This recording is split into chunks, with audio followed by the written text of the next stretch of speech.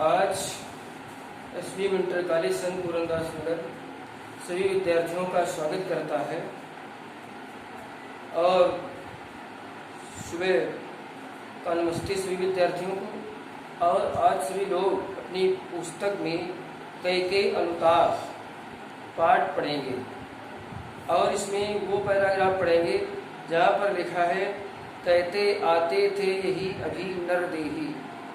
ये इस पैराग्राफ को पढ़ना है और ये मैत्री शरण गुप्त द्वारा रचित पाठ है। साकेत से ये विषय लिया गया है, तो अब आप लोग सभी ध्यान से पढ़ेंगे और कठिन शब्दों के अर्थ भी लिखते जाएंगे। देखना है कहते आते थे अभी यही नर देही, माता अनुकुमाता पुत्र कुपुत्र बले।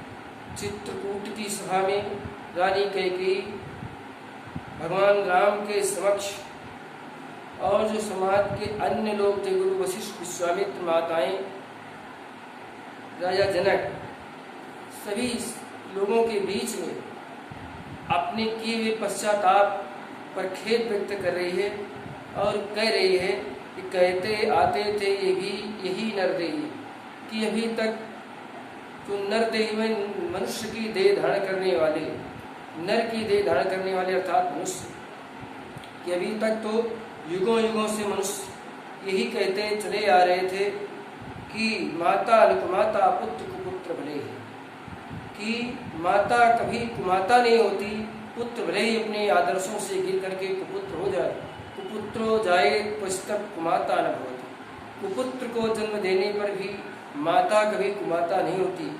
बच्चों, रानी को इसी बात का पश्चाताप है कि माता अनुकुमाता, माता कभी कुमाता नहीं होती, लेकिन मैंने तो ऐसा कृत्य किया है कि सर्व समाज में मैं सुमाता की जगह कुमाता हो गई।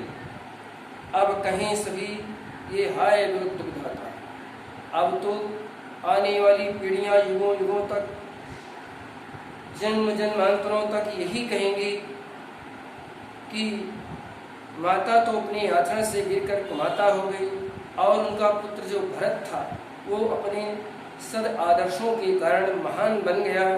तो अब संसार के लोग जो मुझको कहेंगे, ऐसा लगता है कि मेरे राम के वनवास देने के कारण ऐसी बुद्धि हो गई कि विधाता भी मुझसे विपरीत हो गया कि अब मेरे बारे में कोई अच्छी धारणा नहीं रखेगा।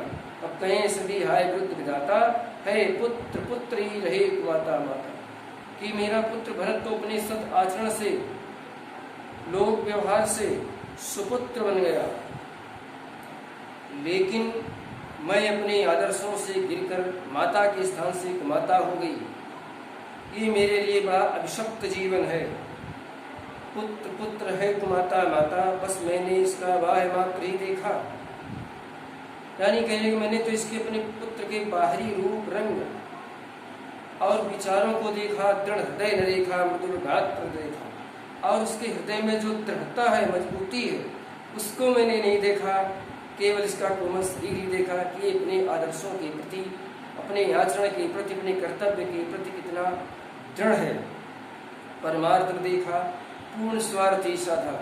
मैंने तो दूसरों का परमार्थ कल्याण नहीं देखा, बल्कि पूर्ण स्वार्थ साधा। मैं अपने पूर्ण स्वार्थ की साधना में, मोह की साधना में संलग्न हो गई, पुत्र मोह में, कि जिसका कुपरिणाम आज मेरे सामने आ गया। परमार्थ देखा, पूर्ण स्वार्थ ही साधा, इस कारण हेतु आज आया बाधा।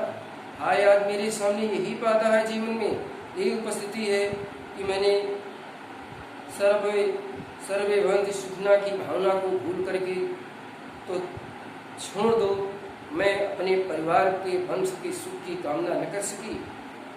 इस कारण से आज मेरे सामने बाधाएं ही बाधाएं हैं।